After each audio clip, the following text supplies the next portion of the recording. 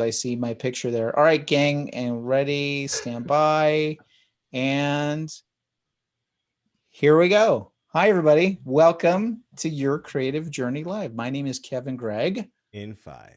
Oh boy, 4, every time. 3, 2. And you're not even the guy.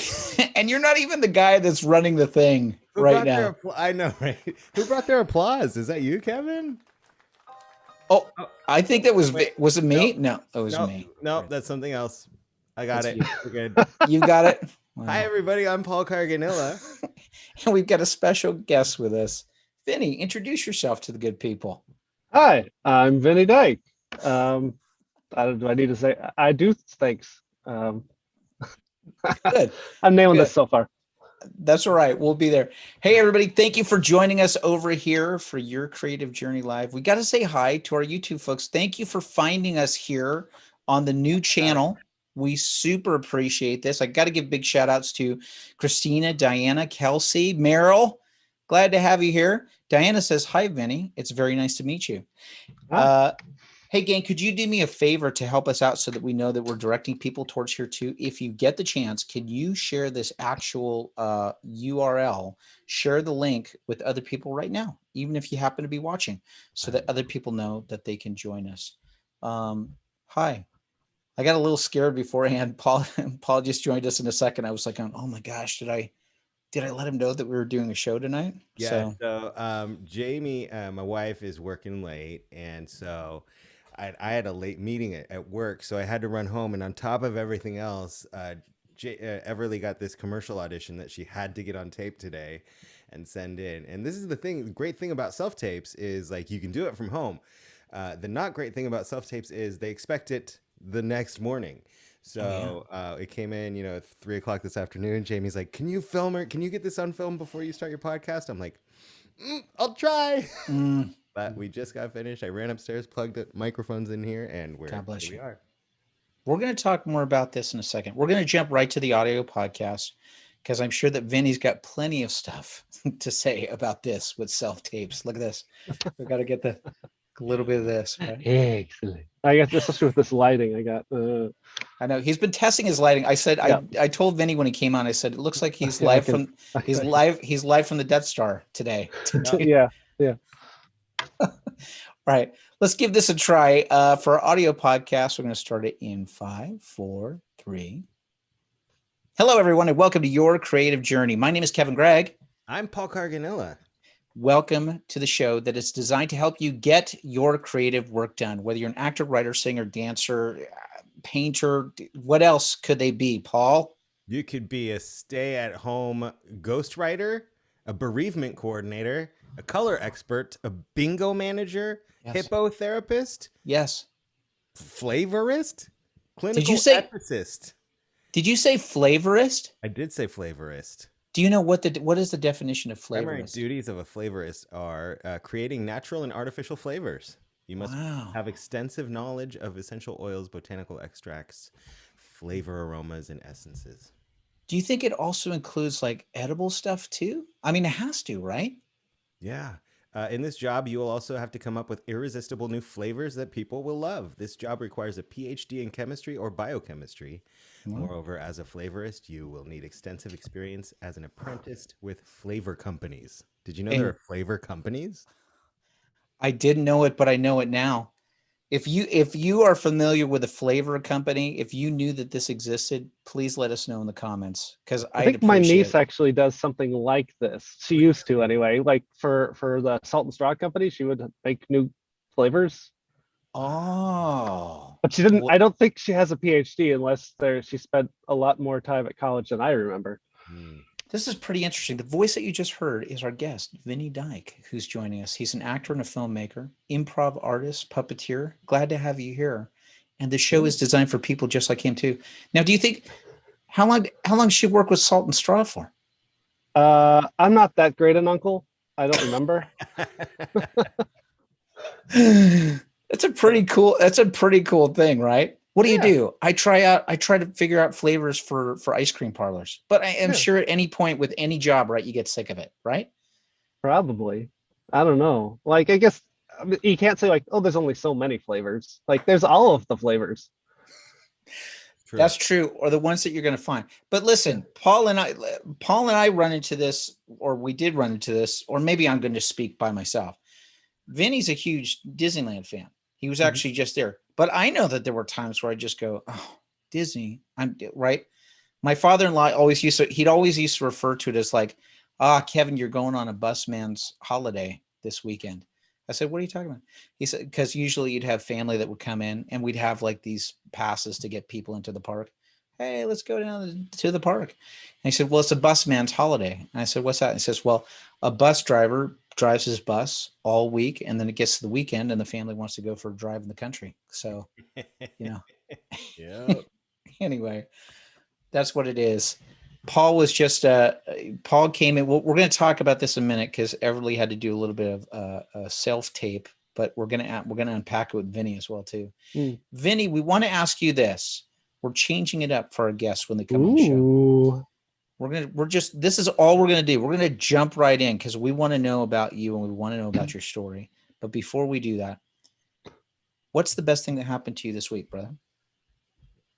Well, you already mentioned the Disneyland. Disneyland, apparently that's how I talk now.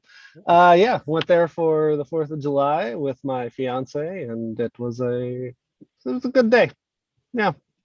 First time back since everything reopened, and we did the new Rise of the Resistance ride. Yes. Which we were talking about beforehand. Yeah. Listen, no spoilers. We're going to be honest. Vinny had a great time on the attraction. Getting onto the attraction was no great shakes. No, it's been weird. Yeah. The ride itself, A+. Yes. The everything else, solid F. So, oh no. Yeah, I'm very sad to say that, but I mean, it's just. But all in all, like, I'm still thinking about it, so I guess it was worth it. Well, there you go. I mean, 100% it is worth it. You should go on it. It is great. But just my personal experience of trying to get on it and thinking of all the people who could not. And I just, by the skin of our teeth, we made it. Anyway. Wow. Yeah. Strange stuff, man. Strange stuff. Was it? Well, Paul's back with the glasses. I'm sorry, Vinny. You're going to see this several times throughout our show. Apparently, whenever I take off the glasses, Paul also takes off the glasses. Oh, do I need to do this too? But then I can't see you when you put them on. Well, that's all right. You're lucky. How was it weird? Because Paul, have you been down to any amusement parks lately since all the COVID restrictions have lightened up at all? No, I haven't. I was thinking about going to Knott's this weekend. My wife's singing in the Suffragettes on Saturday. Might take the kids, but I don't know if we're going quite yet. But we'd love to go to Disneyland. We're waiting for the parades and stuff to come back because we're all about the live entertainment and taking the kids to see the parades. And so once that comes back, I'm sure we'll be back at the park. That's awesome. Oh, so we were able to get my son Duncan. We were able to get him a pass up to Universal Studios. So he's been going up there with a respite care worker, which has been awesome. So, because we live right down the hill from it, and he just sees it all the time. Duncan, whenever he's walking through, he's like, I don't know who. If you were in outdoor marketing for the Walt Disney Company, I'm going to make a request. I know this isn't going to help your business model. I get it. On Lancashire and Whipple Street, could you please take down the huge Disneyland sign that's there by my house? Because every single day my son needs me to take him to Disneyland and I can't do it. Okay. I understand that you're trying to get business. Could you just move it like a quarter of a mile one way or the other? I don't want to take away your business. I need a peaceful afternoon. Let's negotiate this. How many days a week can you take him to Disneyland? Listen, I'm at a point now where if I get down there once a year, we're good. Yeah. So if you could do me a favor, outdoor advertising, just move it just a quarter of a mile down the street. That's all. No, I appreciate your company. That's all. Vinny, here, let me tell you why we've got Vinny on the show. Vinny is actually Paul's meeting Vinny for the first time. Vinny and I have known each other for a couple of years. Paul, Vinny is part of this group of guys that I've been bringing on this show in rotation. We're all a part of this group. Chip has been a part of it. Chip Eston, David Burke, Eric Close, Corey Pollard, Mark Clayman, James Dornoff has been on here. Anybody? Oh, John Crane. John Crane. And now I'm like, oh crap, I can't forget any of the names. Right. So we've had all of these guys on this. It's totally fine that you're this far down the line, Vinnie. Yeah. I am honestly surprised I'm not in season 12. This is much sooner than I expected to be on the pod. This is like Jimmy Kimmel with the we're so sorry, Matt Damon, we had to cancel. Right.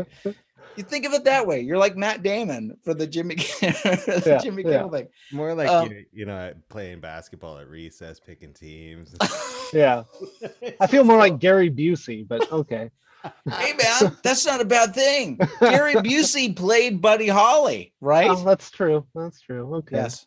Yes, Diana, I do live that far. Diana in the comments, she said, "You live that far?" Yes, I live in Studio City. I drove for 20 years. Yeah. Of course, Paul's all the way out in Moore Park, for gosh sake. He was doing that for a heck of a time, 3 years I worked at Disney 4 days a week. Crazy, man. 80 miles each way through LA. You just make it happen. Yeah. So I wanted to have Vinnie on the show. Vinnie is an in the trenches working actor, man. He is a guy that's in there and doing it. And I wanted to talk to him a little bit about his story, his process, the wins that he's had, the challenges that he's had.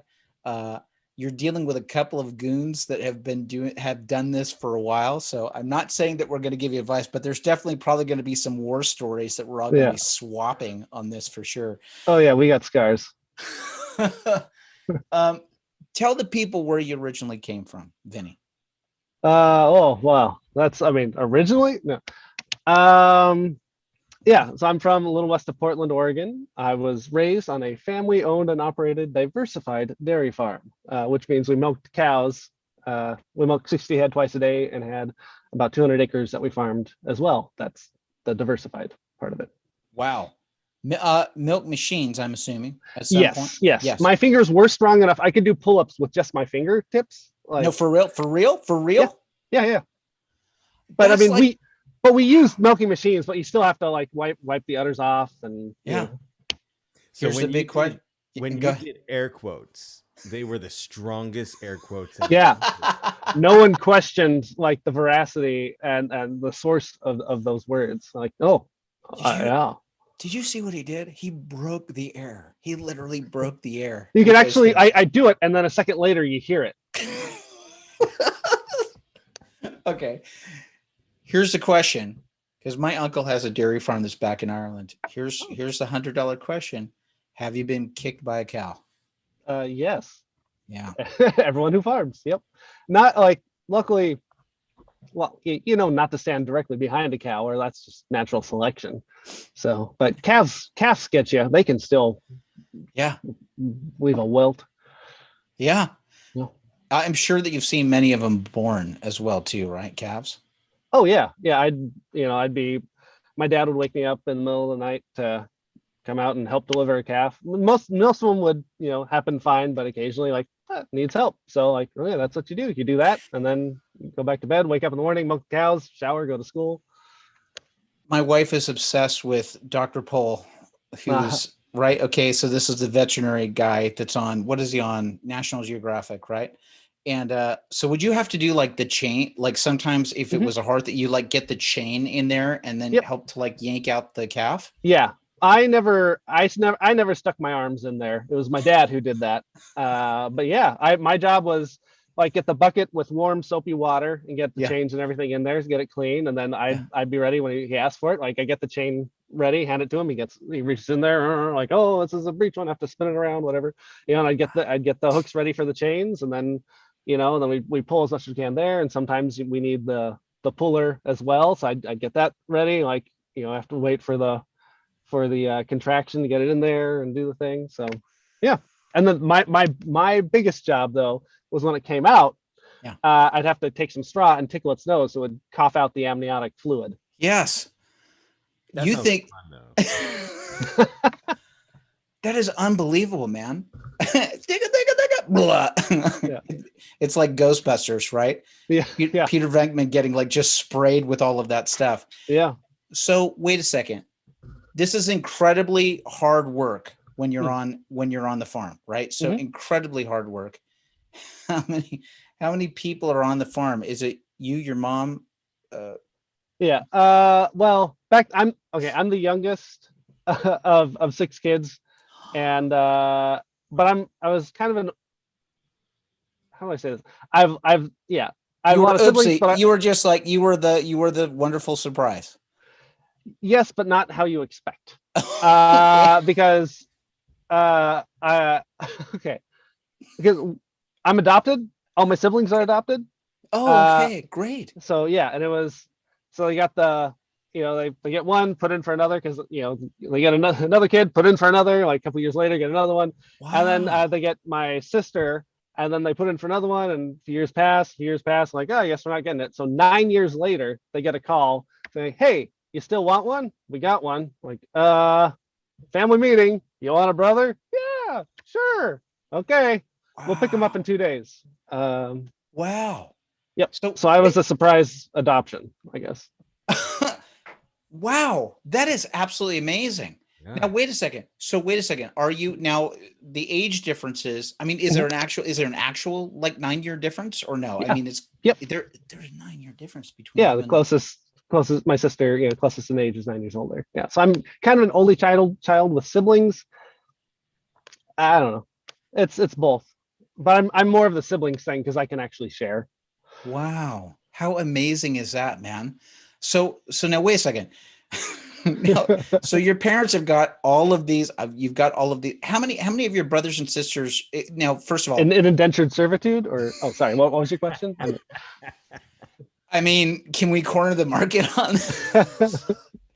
Yeah. You're darn right. I need another kid. Let's go. Yeah. We have 200 acres. Come on. That's right now the ratio of kid to acre is real bad. Okay.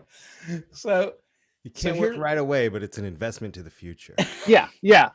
And you grow your own food anyway. And we alternated sheep and chickens every other year to fill the freezer. So it's great, kids. You love it. Yeah. You want to see my resume? Here it is, right here. Exactly. And that's when well, I'm kind of skipping ahead a little bit. That's but fine. I lived in New Zealand for a year and a half after college, and in that country, like in the U.S., you have your resume. Over there, you got your CV, your curriculum vitae, and that's where you're like, in the U.S., I did this. Over there, this is the kind of person I am. This is what I do. And honestly, in interviews there, when I said like I grew up on a farm, they immediately said, "Oh, okay, you can do anything then." Oh, they knew like, "Oh, you grew up on a farm, you can work, you can figure things out." Yeah. Well, see, man, the New Zealanders get that, man. Yeah, the number 8 wire mentality. Love my Kiwis. Did you get to go over and see? I'm going to jump all over the place for a second, but when you got to go, a Nolan film. when you got to go to New Zealand, well, because I know this because our friend David, his son, got to go over there for a while because they were attracting like, hey, people from other countries, come on over here. We want to encourage you to actually be over here and work. Did you get to go to like Wingnut Studios and all of that stuff? Was that stuff happening then? Okay. And sorry, pause for those people that don't know. Wingnut Studios, that's basically Peter Jackson's production company, film company with The Lord of the Rings and Hobbit and King Kong and all that stuff. So anyway, go ahead. Yeah. Okay. We're opening up a can of a long story. So you brought this on yourself. Okay. All right. So in college, even before that, when the Lord of the Rings movies came out, before that, a lot of movies were going with like all digital effects, and I'm like, you can tell it's digital, and I don't like it. I mean, it pulls you out of the experience. Right. And Lord of the Rings, it's because they're mix of practical and models and and CG and the right amounts. It blew me away. And then after that, getting the special edition DVDs, the 5 discs per movie, watching all of that multiple times, seeing the passion of the people who worked on these movies, the dedication, devotion, the passion that they put into that. I said, I want to work with people who are that passionate about what they do. Oh, cool. And also at that time I was thinking, I knew, like, I'm an actor. This is what I'm built to be. And I did not want to come to Los Angeles because everyone in Portland told me, like, yeah, everyone in Los Angeles is fake and horrible. Don't go there. So I thought, now, okay. Wait a minute. Wait, hold it. Yep.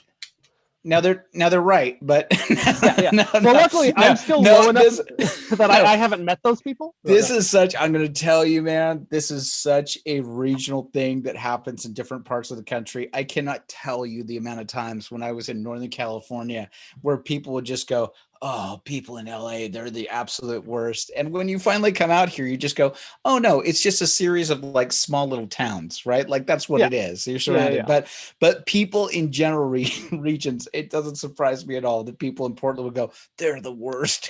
Go down there. Go ahead. Yeah. Sorry. Go ahead. No, that's all right. Yeah. So I figured to avoid Los Angeles and to be in the movie industry, I'm going to move to New Zealand. That's how my brain works. So I was actually, I wanted to work at Weta Workshops, which is, the post-production and well, not just post-production. There's a whole post house next door. Anyway, they did the special effects for Lord of the Rings, King Kong, all the best stuff. Yeah, basically. It's like ILM, but more like Industrial Light and Magic, but like their version of it, and like they're pretty darn amazing. But more like, but every vowel is moved over, so it's Industrial Light and Magic, something like that. Magic. I don't know. That was my worst Kiwi impression. I'm sorry. It's not bad. It's not good, but it's not bad. Yeah. And I was in contact with Weta Workshops to try and work with them, and for 2 years I was in conversation. I tried different things. I applied for a Fulbright scholarship, to learn how the process they do, and they, I was even emailing with Richard Taylor's assistant, and so technically him via his assistant, and they were like, sure, yeah, if you get it, yeah, absolutely, but nothing ever panned out. Yeah. So I am tenacious, so I got a 12-month work visa, and I flew to New Zealand. I knew one person through email because the provost at my university had lived in New Zealand, and his son's friend was still there, and so I stayed at his place for much longer than he thought I was going to. I much longer than I thought I was going to. I was thought like a couple days, whatever, because he had a wife, 2 kids, and a really new baby, literally like a couple weeks old. And I'm in that, and I was there for 3 weeks, and I know I was straining. So that's, I have to pay it forward somehow someday. Okay. And there's so much with the story. I'll try to shorten it as much as I can. Basically within the month, I'm sitting in Richard Taylor's office. Now, for those people that don't know who Richard Taylor is, yes, founded Weta Workshops, worked with Peter Jackson and everything. Like, he's the guy in charge of, he's pulling the strings and all the puppets there. I don't know, they're all good people. I don't know. Yes, right. Yeah. And I bugged him enough. I was there, I met with him. So I'm in his office talking with him, great conversation. He's like, yeah, you can't really work here. Like, I'll sweep the floors. I'll do it for free, whatever. I just want to be in this environment with people who are so passionate about what they do. That's right. And he was basically, because of how New Zealand law works, we have to prove that no Kiwi can do it in order to hire someone who's not from here. and so it can't really hire you, and the different reasons, like, okay, yeah, it makes sense. Yeah, yeah. So basically, it's kind of like, thanks for flying here, kid. Sorry, but good on you. So I end up getting a job at the cafe right next door, and I get to know some people who work there and everything. And some, I do small things like background and different things on a few projects. Mm-hmm. And like I think it was 5 or 6 months go by. I'm at the cafe at the dish pit, and all of a sudden my vision narrows, like this blackness forms, and I'm just narrowing into it's this blurry. I get a pinpoint of what I was seeing. My heart is beating like 5 feet out of my chest, and Right. What is going on? Right. Am I having a heart attack? So they they said, oh, you need to just go home now. So I go back to where I'm staying, and I basically camp out in my room for 2 days and just in the dark watch movies and just kind of untangle what was going on. And I go back to work at the cafe, and there was he was an architect. He's an Irish architect that lived down the street, and I was talking with him that he was a regular at the cafe, and he said, that was an anxiety attack, Right. Because you're so close to where you want to be, but you're not there, and that's all this time like building up, and it's coming out. I said, oh, that makes complete sense. Yeah. He says, what you need to do is, like you just why just make it clear you want to work there. Like set up a tent out in front of the building to let them know you want to work there. Like how serious you are. I'm literally having a flash of like Fight Club, right? Yeah. Of like, Tower just Durst. like, get out of here. We don't need you here, right? I'm Yeah. coming back with a shovel, right? Yeah. Yeah. So he's like, yeah, set up a tent out there. I'm like, that's stupid. So if I were going to do that, I would have to do more than just a tent. I would have to show them I'm serious about the work too. Right. So I get collect some materials, and at that time there was still the thought that they were going to do a live action version of Halo, the video game. Mm-hmm. So I made a full-size replica of the rocket launcher from the game, and I got some clay, and I was sculpting some creatures. Yes. And I work it out with the cafe. I'm going to take at least this week off and see what happens. So on a Monday, 7 a.m., or I think I got there at 6 a.m. 6 or 7 a.m. Anyway, I walked down there, set up my tent. I have the rocket launcher sitting next to me, the model, fake, replica rocket launcher, and my clay, and I'm sculpting that. I'm just sitting out there, doop-a-doop-a-doo.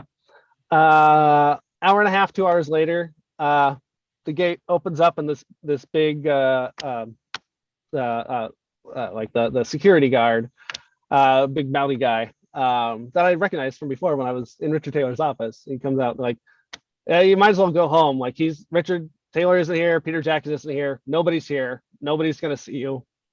You should just go. And I just look at him, I say, I'm good, thanks. He looks at me and shakes his head, like, goes back in.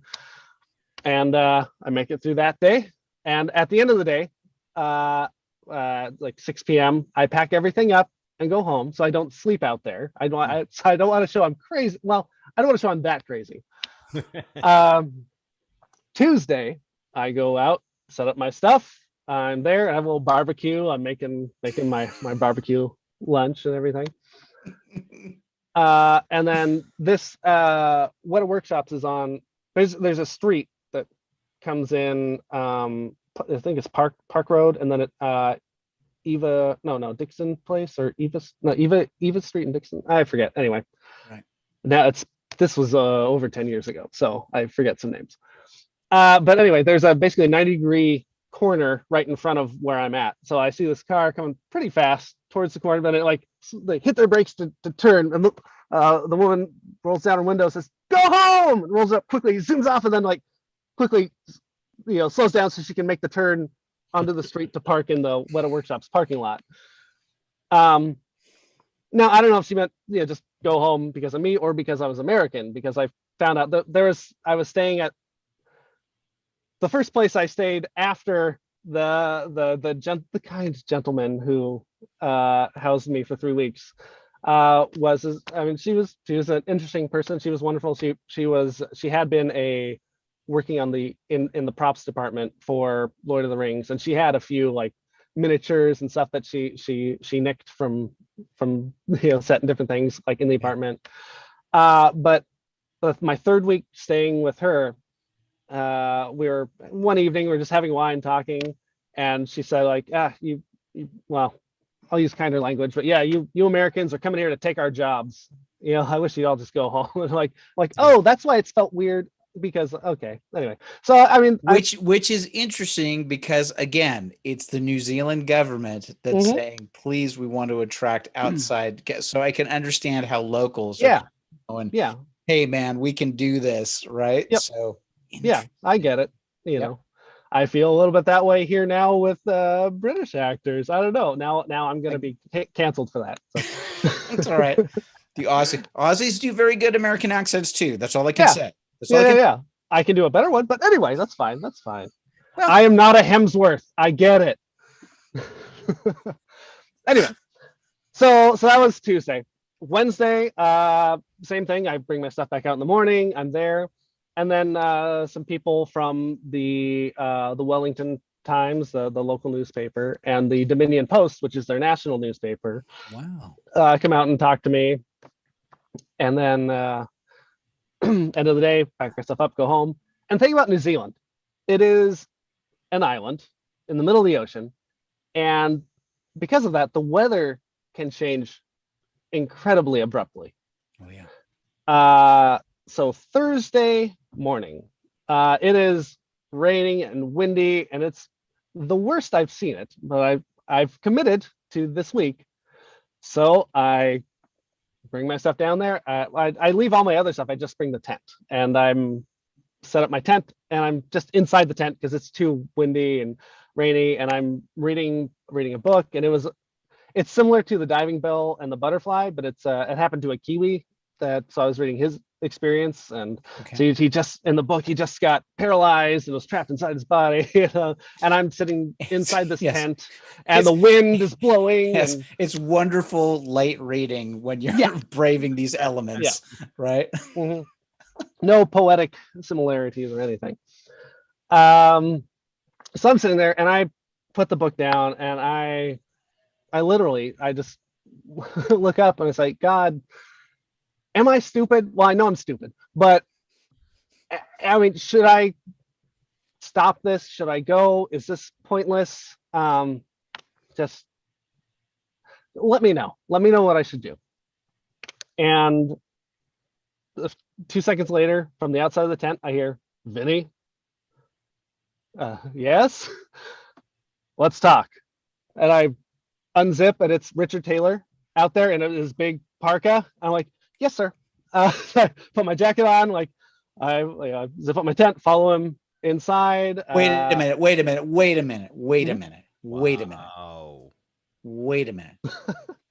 He's waiting. You're literally sitting in a storm. Mm-hmm. You're literally, I'm assuming, freezing.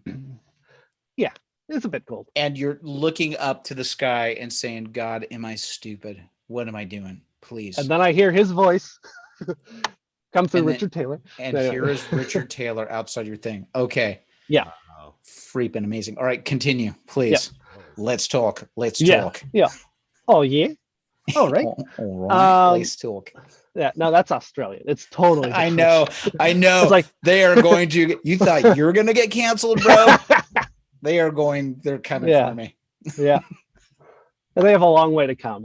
And they might fall asleep on the flight, and they're going to be their clock's going to be all wrong. They'll come in. It'll be an entirely new day. They will have already forgotten. So yeah, they're technically lost a day, right? yeah, that's yeah. it. So Oh, that happened yesterday. Look at oh, that. I'm still in Australia. Still Australian.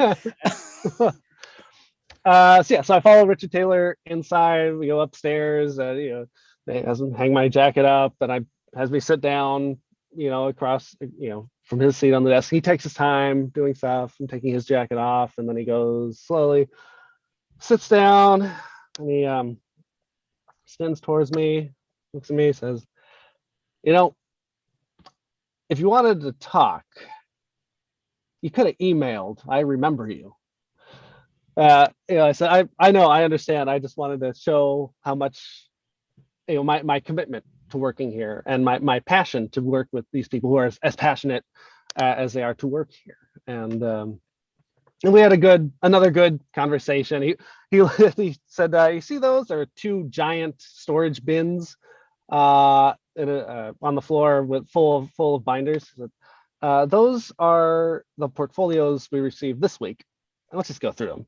So he pulls one out and flips through, and me internally, like, this is the best work I've ever seen. This is amazing. So this guy, he's from China. He sends us stuff every couple months. We're not going to hire him. Mm-hmm. Pulls up another one, and another just amazing portfolio of work. Like this person, we're not going to hire him. Mm-hmm. So yeah, and we are. My hands are tied here. How it is, I cannot hire you. And so you can stay out there if you want, but it's not going to change things. And my articles in the newspapers had published that day. He said, if you get sick, I don't want people saying like, I got you sick for being out there. Like, I don't want that either. It would be 100% my fault, not you. So he's like, yeah, you're welcome to do what you want to do, and let me know. Email me, let me know. And then there are a couple more things. So was it he said, what, there's a year ago when we were doing the post work on King Kong, there were two guys who dressed up in gorilla suits and hung out in the tree out front. I did not invite them inside.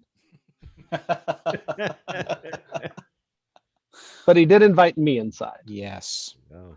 It's amazing. And yeah.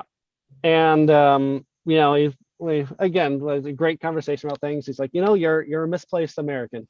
You should have been born here, but you weren't, so sorry. But very kind. And then we finished, he stood up, we shook each other's hands, and I felt respect, like both ways. I don't know if I could be projecting, but no, I really felt like, he wish he could. But so I put on my coat, go back outside, climb inside my tent, sit there, process that. Going through it like is there anything else I could do? No. I've taken this as far as I can go with this. Yeah. So now I'm going to enjoy the rest of my time in New Zealand. So I pack up my tent, go home, and then I go back to work at the cafe for another month, just to build up my plans. And then I travel around the rest of the country, and I end up living and working on Stewart Island and traveling around. And then I tried to talk my parents into coming for 3 months, because I planned it out. We could do everything I want to do in 3 months, but they being on the farm and everything, like we could, I was amazed. They did 2 months, and we did almost everything when they came. Like, there's a few things we didn't make, but it's a beautiful country. Go, everyone go. It is. I know. Or don't go. Keep it beautiful. Stay home. I don't know. Well, Kate and I still have got to get there. So let me ask you this, Vinnie. Mm-hmm. What do you think, if you're looking at that right now, if you're looking at that now 10 years later, what do you think the lesson is for yourself, and what is the lesson that you would want to impart to someone else that's just as passionate? Because I've run into so many people, I'm sure Paul's run into people, where you just meet people that get so focused, like they think this is it, this is what I'm supposed to do, and if I don't get this, life is meaningless. What do you think the lesson was for yourself? There's a phrase I learned in one of my many iterations of improv training. I studied a bunch of different places, but one person he said, "Hold on tightly, let go lightly." And Hold on tightly, let go lightly. And that's what I was gripping that dream as tight as I could. And when everything came down to it, like, okay, that I can't do anything more, let go, and I can be free of that. And yeah. I just had this thing that came up for me. I'm going to be as vague as possible because I have to be vague. I went through a period probably about 6 or 7 years ago where I thought I was heading in a specific direction. I really did. I thought, this is it. I went down. It was around a bunch of creative people. It was in a scenario where I looked around. I thought, this is it. Like, this is it. If I'm here, I'm going to be in the right place doing this stuff. And I put a lot of eggs, energy, and focus into that basket. And there was a lot of time and a lot of hours spent. There were even conversations that were had with people that said, you have to be working here. The stuff that you're actually pitching is better than stuff that we've heard from other agencies that we've had brought in here, right? So you hear this stuff. And I know you're talking about Marvel. I get sorry. But it was this moment of just going, just like thinking, oh yeah, this is the natural progression. This is where I'm supposed to go. And it didn't happen. Like, it didn't happen. And I remember, and I actually did it. I actually did it in 2 rounds of stuff. I did it in 1 round where like everything sort of like died off. And then I sort of went into like a little bit of a depression for about 6 months again, for 6 months. And then I said, I'm going to go back. And I went back and I went big and I went heavy again. And I did pitches and all that stuff. And then it didn't happen again. And then it was like just going, okay, God, I guess you got something else that you need me to do, right? And it's really hard, especially when you're looking at, I get it, man. When you're looking at that stuff, Weta, Wingnut Films, for me, sometimes it'll be Lucasfilm or Marvel or all this other stuff. And you see this stuff and go, it's a perfect fit. And it's like, no, I got something else I need you to do. And it's okay. There's actually a sense of, and it really isn't like, it's honestly not like giving up a dream or anything like that. It's literally just a pivot. It's this moment where you just kind of go, okay, you have something, Lord, you have something else in mind for me. And, okay, I'm going to trust you. I guess I'm going to trust you. Paul, I know that you've had these experiences, yeah, for yourself. Oh yeah. That's why. Yeah, coming out of college, I was gonna win an Oscar. I was gonna be on stage winning an Oscar, and now I'm a manager at a police department, and I handle public affairs, and I've never been happier. Like, it's the weirdest thing. But part of it is just keeping the creativity, whatever is driving you in your life, no matter what you're doing, and that isn't to say go get a job,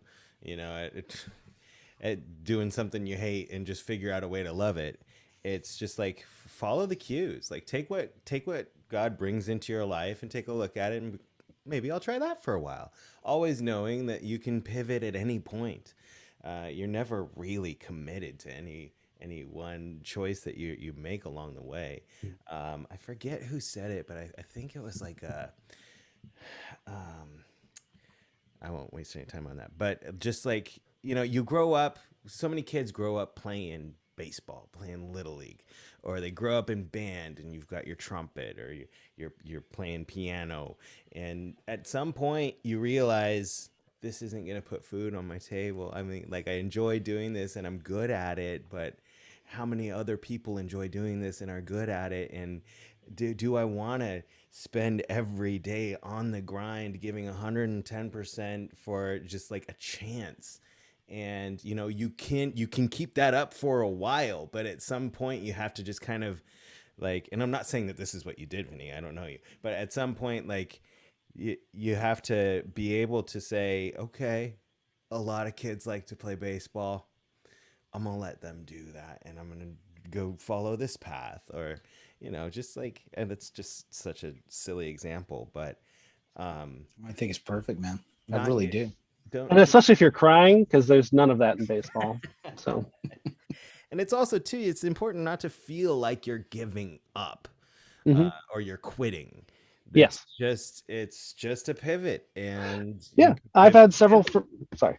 No, go ahead. Yeah, Go, I've had please. several friends who have stopped acting and left that pursuit for different reasons, and there are there's a good out and a bad out. The good one is like, I know friends are like, oh, I actually enjoy this other thing more. I'm gonna do that. I'm done. I've worked with some big name directors. I'm good. All right, and that's great. And I my first year I moved down to LA. A few months later, someone else moved down here, and then a couple months after that, moved back. That's a bad way to leave. I think I was supposed to do it in a month, and it never happened. So I guess it's not. Right. Anyway, no. Right. Actually, no. I'm judging. I don't mean to judge, but yeah, there's you have to complete that arc. You have to have some sort of closure.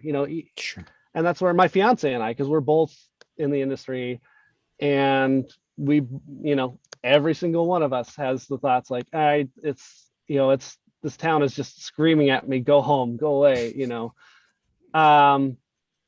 like, should I actually listen this time? And until we're agreed that until we feel like, I found this other thing, or I'm good. Yeah. Then if you don't have that feeling and you leave, it will be this unfinished thing that will haunt you. And I don't need those ghosts. No, man. I think that that's such an important thing. It's like, just for gosh sake, try, right? Like, try and do it. And sure, I think there's a big difference between the try and then the complaining, right? There's a difference between that of just like, go for it. Is it bringing you joy, at least in the pursuit of this, right? And that's not to say that it's easy the entire time. All of us here on this show right now, we've all experienced this. It's like, you go, yeah, we got to do some stuff where we got to roll up our sleeves, and sometimes we got to do gigs that we don't like. Sometimes we got to do jobs where we just go, all right, man, I gotta do this because it's necessary. Go ahead. Yeah, I feel, teacher, pick me. Well, I think the saying I love it is, the process of process is process. And if you have to love the process of the work. Sometimes the process is, I have to be like, on this set, I have to be lying on my stomach awkwardly in an uncomfortable way, staring directly at this light to do this thing. Great, that's the process. Sometimes like, oh, I just got this 2-page monologue I need to memorize for tomorrow. Great, that's the process. If you don't enjoy, or at least find some way to enjoy, or some enjoyment in those moments, you will never enjoy any other moment. I think people chase that, right? Like, I used to have that with students when I was younger. I'd always ask them, why are you in this? Well, I want to be in this to be rich and famous. Wrong answer. Like, wrong answer. If what you want to do, if what you're looking to do is like make money, if that's like your main goal or whatever, then, I don't know. There's much better ways. Get into investment banking or stuff like that. You want to be famous, do something, whatever, rob a bank. Great. You want to be rich and famous? Great. Do that. Right. But it's that idea of like, I think that you encapsulate it. You have to be in love with the process of doing that stuff. I found that, especially as I started transitioning out of doing live performance for myself. I loved the idea of being in the rehearsal and creating and coming up with that stuff. I'd always find, like, after we got the show up and running, after about 2 weeks of doing it, I'd go, I want to be working on creating something else now. Like, I get it. It's a little bit like a squirrel, right? But I started learning, like, No, man, my process is about the workshopping and the problem solving and making that stuff come together. And that's where I started realizing like my strength lies in that producing, writing, and directing side of it, which like I like making this stuff and getting it up and pushing it out and going. Mhm. And now let's Mhm. move on to the next thing and gather those materials and push it out and get it going. You know, that's where my jam is, you know. So here's the question for you, Vinny. So here you are, you're doing it right now. We're going to cover a couple of things because we could probably go another 2 hours easily, but we can't do that. So Says who? This is the Says- internet and pods and such. Literally, we can, but we can't. Yeah, time frames, but we're going. We don't need time frames. I've got to shout out a couple of things that were here in the comments. First of all, Diana said this: in high school, I worked on the FFA, the Future Farmers America. My grandpa was kicked by a cow when he was younger. Yep. People commenting on the people talking poorly about LA. Diana said, when I lived in Florida, people say the same thing about here. Charity jumped in on that. People think if you're from SoCal that you're rich and you love the beach and know how to surf. I am not built for the sun. I only burn. I have two colors, white and red. So yeah. All right. So here's the thing. So here's a couple of things that we're gonna talk about the following things. What drives you, right? Because you're still out there and you're working and doing it. We've got to talk a little bit about your puppet creation, and we've got to talk about how you wrote a novel during this pandemic. Yeah. Right. Paul's just like going, what? All right. Right. All right. In what order? I Let's know do this because Vinny set up a tent in front of my house for like 2 weeks. So I finally had to get on. He never invited me in though. He made me wear a mask and stand on the other side of the screen on the front door, like 5 feet away. So go ahead. So what's driving you right now? I mean, obviously you're out there. Do I do this? I've got to do this, Vinny. I'm sorry. You showed this thing. There's amazing stuff. There's such funny stuff. Your dad got to see some of your work, didn't he? When you were in person, didn't your dad come down here once and he got to see, Vinny did a commercial, or Vinny did a photo shoot for Bulletproof Coffee. yeah, right. And we've got to share this with the well, people. that was a like just a side story of that. Because when I auditioned for it, there I am. Vinny got to be on a bus. Yes, feel like boy band you. There he was. This was driving through. Sorry about that. This was driving through all of the through Los Angeles. It's a popular thing for me to be shirtless. Apparently, I am not built to be shirtless, but there have been multiple ad campaigns for different companies that like me without my shirt on. So I'm a male model. I think you've done a heck of a job, for goodness sake. Yeah. So and that one, when I auditioned, it was just like, oh, this is a photo thing. Like, okay, it's this. I booked it. Great. And day before the shoot, I get an email like, yeah, just making sure you got the song and everything. The song? What? This is a photo shoot. Like, oh, no, it's a video. It's a video that's also a photo shoot. Like, and we sent you a song that we want you to sing while you're in the shower. Yes. I did not get that. So they said that to me, like, okay, I have to, oh, this is a long song. Okay, let's do this. Wow. And the next day I show up, I put on my Speedo, walk right out there and sing in front of everyone. What was the song they have you do? It was just it was a made up, kind of boy band type song. So I don't remember if I remember any like that's okay. I don't know, there's like I don't remember any words or anything, but it's somewhere. It exists somewhere. So you're doing this stuff, you're out there, you're acting, you're auditioning for commercials. What's the stuff that's driving you and that excites you? And actually, if you had, let's do this. Let's dream a little bit while you're here, because you never know who's going to listen to you.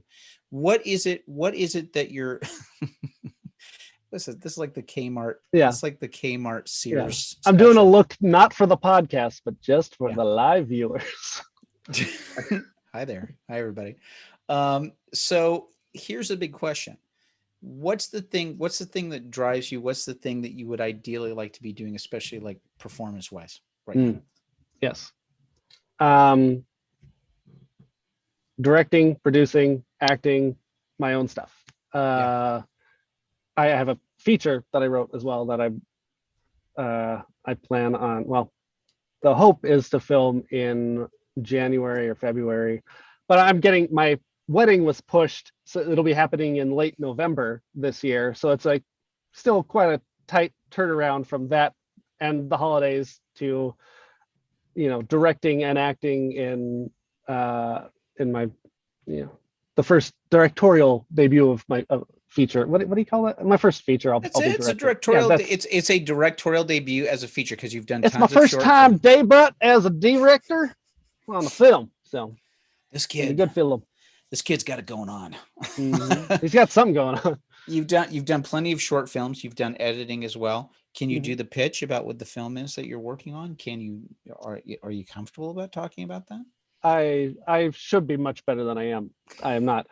It is it's for like tone and feeling. Mhm. Knives Out, Mhm. a combination like that and like a Taika Waititi film. It's Oh wow. serious and ridiculous and all mixed in. Mhm. But it is. I mean, it's hard because it's like you start with just a couple in a car, having like normally like the kind of conversations a couple would have. Like they're a little like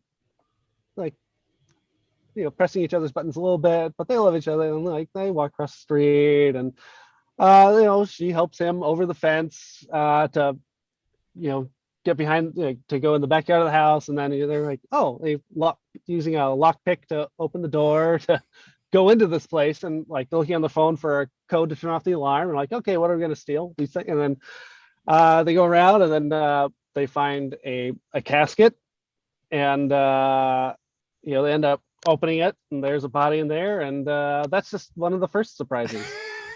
So Do you have a working title for this right now? Partners in Crime. Partners in Crime. Very good. May I ask you, because we would be more Yes, than give me happy. $10,000 and I can film it. I've done the budget. I can do it for 10,000. You'd be surprised. You're talking to a man that put together. Go ahead, Paul. Tell him what you did. I'm sure Vinny's heard it before. He's listened to the thing. He's listened to this podcast, but tell it for those brand new people. What have you done? My first feature that I wrote and directed, I kickstarted for 50,000. Oh, nice. Yeah. Crazy. 7-day shoot on a location up in, was it Ventura, right? In the Ventura area. County, Santa Paula, the city of Santa Paula. Yeah, right in Santa Paula, doing the stuff. Madness. But they did it, man. They got that baby done. So I hate to put you on the spot, Vinny, but you're talking to a guy here at this point. Are you putting together like a Kickstarter or a fundraiser? What are you doing for this? I have not done that work because I don't know. My family. Well, you're getting married, right? I mean, I'm married, focusing mostly on that, and that's where all the money has to go to. So I don't like, hey, give me money for my film, also for wedding. So here's my wedding registry.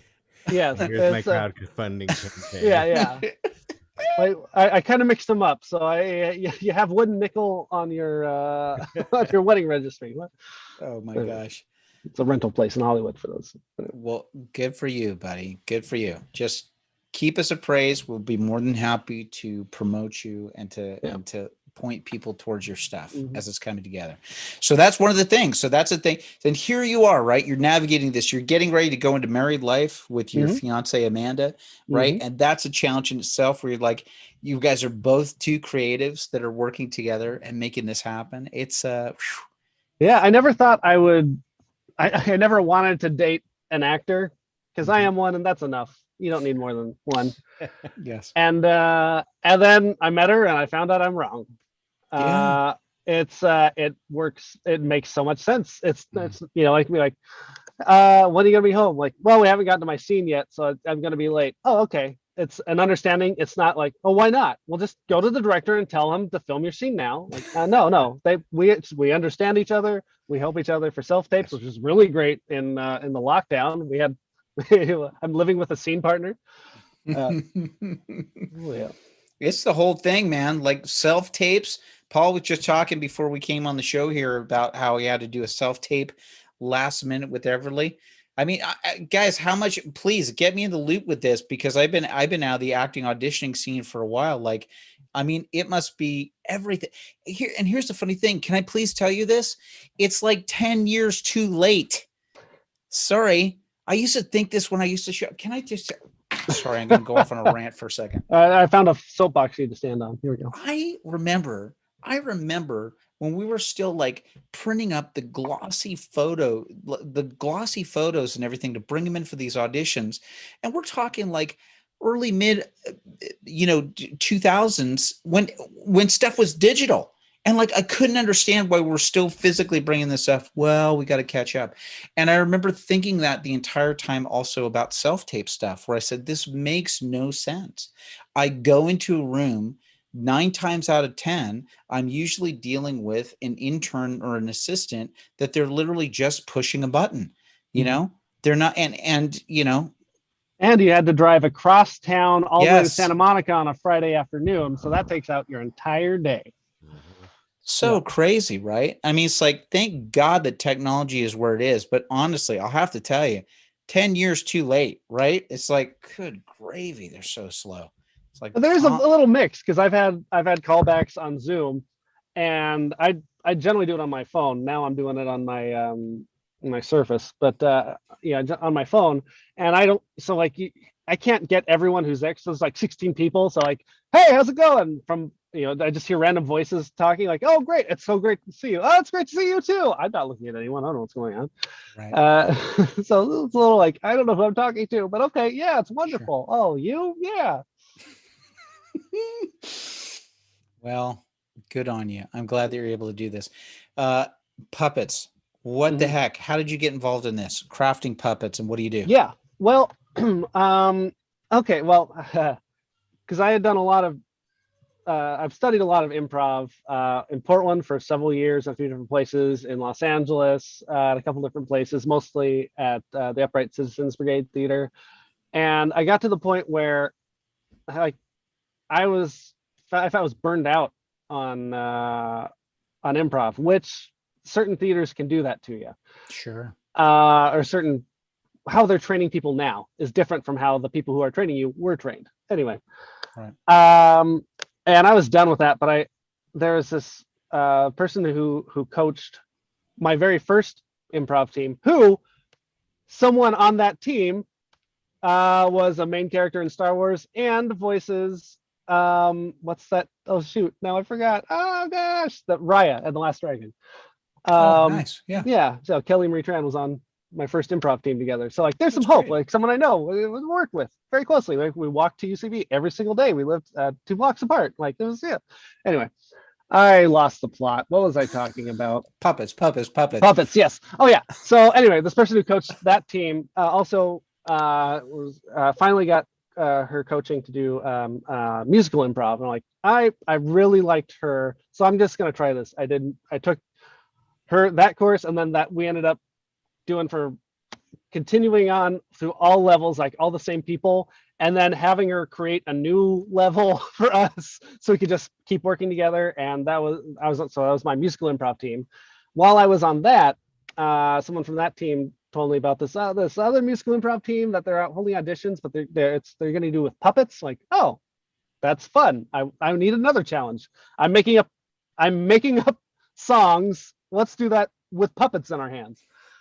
So I auditioned for that group. I get on it, and I'm actually the last person of the original group that is still in the group.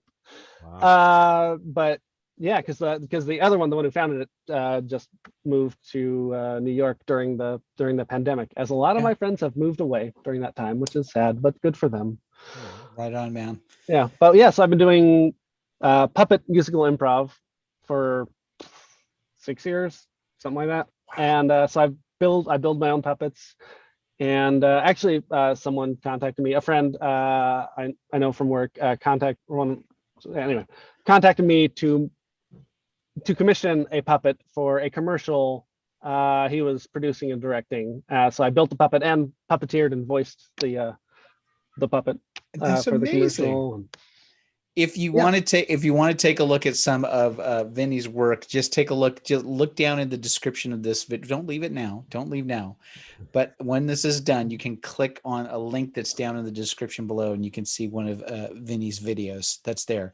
So you guys see, I've literally the entire thing lit up with like. First of all, you're getting congratulations on getting married. So neat. Puppets. He needs to meet David Benjamin. Does that name ring a bell to you? No, I'm also bad with names, but no. David is he's got a show on Vodacity with it. He's a pianist, but he also builds puppets and he builds all kinds of cool stuff. So look at that. And I have to agree with what Holly said. Anything is better with puppets. So there you go. That's amazing. Look at that. Those entire comment section just lit up. Puppets? Puppets? Yeah. Puppets? Yeah. And I've had a couple people recently tell me like, you need to do a TikTok with puppets. Like I don't do any of those. I'm very bad at the social medias. Yeah. Maybe I should try. You could do a Reels, right? Like you don't have to get on TikTok. Do a Reels on Instagram. That'll be. I still don't even know what that means. I get you. I get there. Last thing that I got to talk to you about. During the pandemic, you finally tackled something. You finally tackled something that had been rolling around in your mind for a while. Share that with us. Will ya? Yes. Okay. So I've had a story in my brain for at least 12 years. I don't remember how long I've been it's been rattling around in there. But I've been survival job takes a lot of energy and a lot of work and a lot of passion. Like there were times where I would create a lot, but then anyway, so I've been very much doing a lot more of the survival work to be able to stay in LA. And it just wears me down. And I know the pandemic was real rough for a lot of people. And there's no overstating that. It was real. It was very bad for a lot of people. Of course. For me personally, it gave me time to breathe. Because my survival job of serving rich people food, being a cater waiter and whatnot. So you don't know, like it's very hard for rich people to feed themselves. No, I'm just. Vinnie, you were allowed to, okay? You're allowed to. And I know I'm not going to coax any. I've washed many $1,000 dishes. Not gonna coax. I am not going to coax any catering stories out of you. If you feel like sharing one, you're more than welcome to share it. So just keep that around the back of your mind. Yeah. Yes. So none of that was happening because nobody's going to invite me into their home during the pandemic. I mean, in normal times, maybe not Kevin, obviously we covered that. Right. But so I had this time. That's at the very beginning. It was middle of March 2020. Said, okay, well, we're everything's shutting down for a couple weeks. Remember when we thought it was just that? A couple weeks. Oh, I need to like utilize this time I finally get. Like I'm getting the time I've always wanted. It's like I'm just gonna. Well, I originally was going to make a graphic novel, and I was going to, because I do paper sculpture and mat board sculpture. So I was going to do. Wait a second. You do paper sculpture and what sculpture? Mat board sculpture. Well, I guess maybe I can show you stuff later. Okay. What? Yeah, I'll show you things on a podcast. This will be great. But yeah, I take like mat board and using an X-Acto knife, cut it by hand, different things, and layer it to give great images. Yes, I've seen stuff like this. I've seen I've seen people do like Star Wars things with this. Okay, amazing. Yeah, that kind of stuff. Wow. So I was going to do that for each page. So I just sat down and just conceptualized like a page like in the middle of it. It's like, let's just see how this works. And I sat down and I just started to do the work, and I said, this is a bad idea. It's too much work. So then I said, well, what happens if I just write it as a novel? We'll see. And okay, backing up 25 years or 20 years or something. In high school, I decided like, I'm going to write a novel, because in elementary school, I've had teachers where tell my parents like, I can't wait for him to I can't wait to read his first novel, like in elementary school. And I'm like, I'm not a writer. What are you talking about? So in high school, I'm like, I'll write a novel. And I'm like, I'm going to be real edgy. I'm going to title it Polemic. And as I start writing, and I have like, this is what the character's going to do. I have it worked out because that's, well, okay. I start writing it, and the main character, she immediately doesn't do what I want her to do. Like, no, this is the story needs you to do this. Like, I want you to do this. And, she's like, no, I'm doing this. So she goes this other way. And it freaks me out because I'm like, what? I am writing this. I am supposed to be in control of this. And she is in control of it. And I don't understand. And I was scared. So I didn't write any of that. I didn't write any prose type stuff. I wrote a lot of scripts, features and pilots, and a whole lot of sketch. I'm a founding member of the sketch group One Word No Caps. Go to onewordnocaps.com or One Word No Caps on YouTube. Most of them are good. They're a little longer than they need to be, but we were learning. Anyway. Yeah. Some of them really good. Okay, good. Blah, blah, blah, blah, blah. Yeah. So, and all of that stuff, you really have to plot it out, because in writing, there's the plotters and the pantsers. Plotters, you really like, this is what happens. You really work it out. Pantsers, I'm writing and seeing what happens. So I decided, like, I know in my head where this thing is going. I know the big thing I want, the real issue I'm going to talk about, but I'm starting here. It's set 50 years after the zombie apocalypse. Mm-hmm. So like the kids and grandkids of the original survivors living in a world that zombies just exist. Right.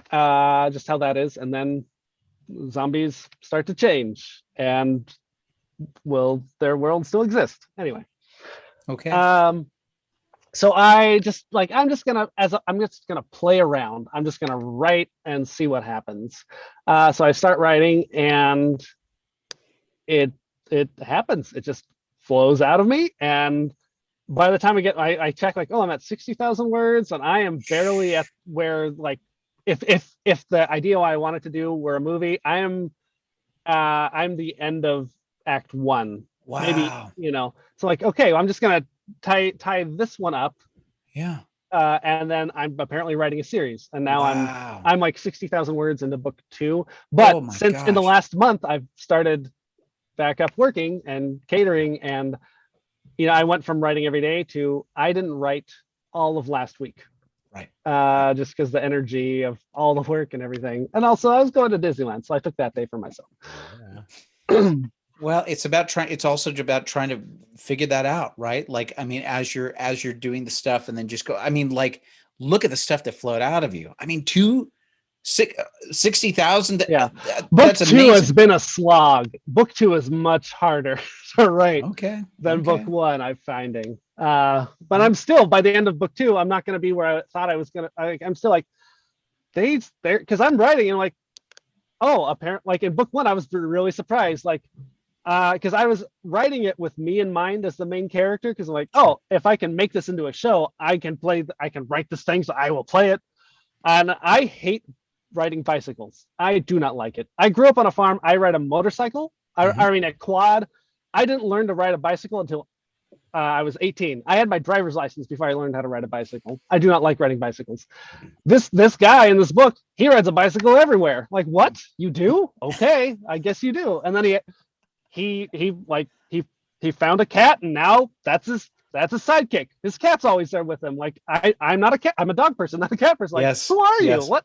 So this guy's surprising me, and then now, oh, there's other people in this world, and that's, oh my gosh.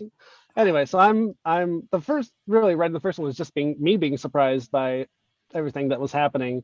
And book 2, there's some of the, like, I this is where I want you to go. Like, oh, you're going in this direction. Okay. Oh, there's this person that's now doing that. What? I didn't even know these people existed. Anyway. Wonderful. What a wonderful process to just have it start of unfold and have the character start saying, hey man, we're going to tell you what we're doing. Yeah. And totally different from writing scripts and screenplays. But because it is a little different, because in those, each scene in scripts, each scene has to do at least 5 things. If it's only doing 2 things, it needs to be cut. Yeah. And that's why I have to plot those things. But in the novel, it's not necessarily that way. You can have a scene that's a little more of an eddy, but that I know it'll tie up later on, because I was just, this introducing things, early on, that later on I'm like, oh, because I said that thing there, this thing happens here, and that's amazing. It's like, it's improv. It's, basically. So. I love that. I love that so much. Look at all these people. First of all, we're getting comments back about, they had a puppet improv show that was at Not Scary Farm a couple of years ago. I'm with Emily working on a puppet. Holly says paper sculpture. Now you're really speaking my language. So you got people calling you out on this. Here's the deal, man. This has been an absolute pleasure just having you on the show. But you have to delete the whole thing. But that's it. We weren't recording at all. We forgot to press go. Are we ready to start? Okay. In 5. Here's my last question for you. Vinnie, if there was somebody that was like starting out in this career, or somebody that's been away from it for a while, and they're thinking about getting back into it, with you being in the trenches and doing it right now, what piece of advice would you give them as they're approaching this work right now? Don't set up a tent out in front of someone's place. That's my thing. That's my thing. Yeah. That's my thing. Yeah. I would not do that in Los Angeles. I would get arrested. That's a whole other, yeah, no. That's a whole other kit and caboodle. Yeah. That's partly why I went to New Zealand, because whatever I do there doesn't matter, because no one here is going to know. So, actually kind of related to that. Like, if you think like, oh, this person made it by doing that, so I'm going to do that thing. How Hollywood works, I think, is once you look for the hole or the crack in the wall, and you find one, you just you worm and crawl your way through, and you make it in. And then Hollywood sees, oh, they made it through that hole. Well, let's patch up that hole. Mm-hmm. So you have to find your own way, because how someone else did it is not how you're going to do it. Yeah. And honestly, like, I have no real success. So how do I stay positive? I'm asking myself, because I don't know. All right. Well, that's a good follow-up. That's a good. Because honestly, like, I feel like for me, I have this passion, and I tell God, like, you gave me this passion. It's on you. I'm here doing this. Right. And I'm gonna keep doing this until you tell me, like, oh, your passion is actually over here, or do something. But it is here. It is strong. And Hollywood, and honestly, it's moving away from Hollywood. It's the industry is moving away from Hollywood. But the industry, which I don't know why we call it that, as if no other industry exists. But the entertainment industry.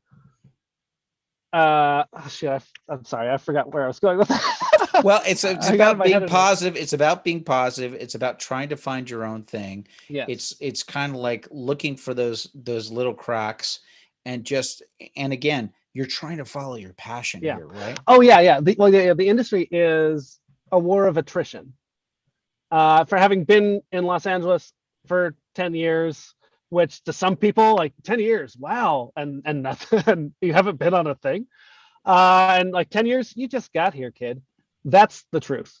I knew coming here, there's a lot of good advice that was given to me that I will say now and pretend it was mine.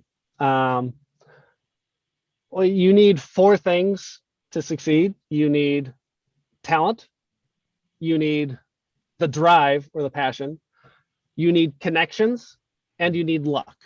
And you must have all 4. You can have all the talent and all the drive, but if you don't have the connection, or even the connection, but you don't have the luck, you just don't make it. That's just a fact. And it's a war of attrition. You just gotta, like me, keep going with that tent, in front of Weta. It's I'm not going anywhere. I'm because I know in my core, I am built for this. And 100% honest, like, I'm doing what I love. I'm doing not as much of it. I'm doing more, serving rich people food than I would prefer, but that's what I'm doing. That's part of the process. And the process is that. And I'm enjoying it as much as I can. And honestly, I do enjoy it. I complain a lot, but it's not so bad. There are some bad days and not great people, but all in all, I'm doing what I love. I'm not getting paid as much for that Sure. yet. Yet. So as long as I keep doing this and I don't go away, I do have the unfounded belief that it will happen. Oh, I love it. I love it. Vinnie, please keep that going. Please keep that going. I'm trying. No. Please keep setting up that tent outside of my house. And I Yeah. promise you one day I'll let you in without a mask. I promise you. I promise you. And you have me wear the phantom mask too, which I don't understand because my That's mouth okay. is exposed. So It's all right. No, it's okay. It's how we roll in this household. Sorry. Yeah. We're just very big Andrew Lloyd Webber fans. So ladies and gentlemen, Vinnie Duyck, please give it up for him. Absolutely amazing. You can find, if you look down, if you're on YouTube, you can look down and see a link to Vinnie's website that's listed here. I'm going to spell it for our podcast folks, and you can see it in the show notes as well. Can I spell it? Yeah. Well, or if is it my name or is it the one we're it's your name. It's your name. Okay. Because I do VINNIEDUYCK.com. Oh, very, very good. Bring it back to Disney. And that's full circle. Vinnie, a pleasure having you on the show. Please visit Vinnie's website. Check out his stuff. If you're looking in the links, you can see his puppet parody stuff, which is amazing. So, Vinnie, thank you for being on the show. Thank you for having me. This was great fun. I was very nervous, and I probably still am. And the second we're done, I'm going to think of 20 million stories I should have said instead of what I did. You're going to throw up the minute you're done. Something else. I'm having ice cream. I know. Vinnie, Vinnie, thank you for being on the show. Paul, what's going on over at vaudacitynetwork.com that's coming up? You guys actually had your huge in-person party, which is amazing. So glad to everybody to see you. What's coming up on vaudacitynetwork.com? After 60 weeks of doing every weekend a show online and finally getting to do one live, I'm burnt. Mm-hmm. No, but nothing special. We're just doing the regular stuff right now. We're coming up on like the season 1 ending of the Suggestion Box. Then they're going to take a little hiatus. That's our improv show. Vinnie might know actually a couple of the improvisers in that show. Do you know Karen Bond? She was a UCB gal. Again, I'm the worst with names. If I see her face, I'd probably go, oh, yep. Anyway, coming up on the end of that season, but we're still doing things on Sunday nights because people are back out there on Saturdays, so Sunday nights are the big night on the network, but nothing crazy notable at this point. That's okay. Head on over to vaudacitynetwork.com and check out all of the wonderful shows and variety offerings that they have over there. Hey, Paul, if people want to help us here on Your Creative Journey podcast, how can they do that? Simply leave a positive review wherever you consume podcasts, whether it's Spotify, Apple Podcasts, iHeartRadio. Just give us some stars, some thumbs up, and say some nice words. It'll help the algorithms and the search engines help people who like things like this find things like this and find this thing. We do appreciate it dearly. We just want to say thank you so much to everybody that comes out. All of our people that were visiting us here tonight on YouTube, you guys are a godsend. Thanks for being here. Hey, if you like the show tonight, could you please do us a favor? Maybe hit the subscribe button so that you can get notified when the new episodes of Your Creative Journey are coming out. If you also thought that there was somebody that would enjoy hearing the show, can you copy this URL? Just copy this and share this with somebody on social media, wherever it is, because we want people to be able to enjoy it. So that's all we got. We're going to wrap up our audio podcast right now. Vinnie, thanks once again for joining us. Thank you. Godspeed, buddy. Godspeed. You too. Keep on doing the Lord's work here. Thank you, Vinnie. All right, guys. Audio podcast, folks. We'll see you in a couple of weeks. Thanks for listening. Bye-bye. Look at that awesome music from the Swells. Thank you. Look at that. YouTube folks, you guys are rock stars. Look at that. Everybody's you get an after show with YouTube? Whoa, I missed this when I listened to the audio. You miss this all the time. See? Look at that. We got Diana was throwing out a call out to Hunter and Wolfgang, right? Thanks, Vinny, says Emily. Thank you so much. People are going to go check out your stuff. That's it, man. Emily, thank you so much for being here. I just want to say thanks to all the YouTube folks. You guys are a huge blessing every week. Couldn't do this without you. That's all I've got on this side. What do you guys have to say? Anything else to the folks? Thank you stick for on the ice. watching. Oh, sorry. It was a pleasure to meet you, Vinny, and thank you, Yeah. Evan, for putting this on. It's a blast. A blast. All right, gang. Tell you what, we're going to say bye to our YouTube folks. God bless you guys. We'll see you soon. Bye now. Thanks for being here. Perfecto.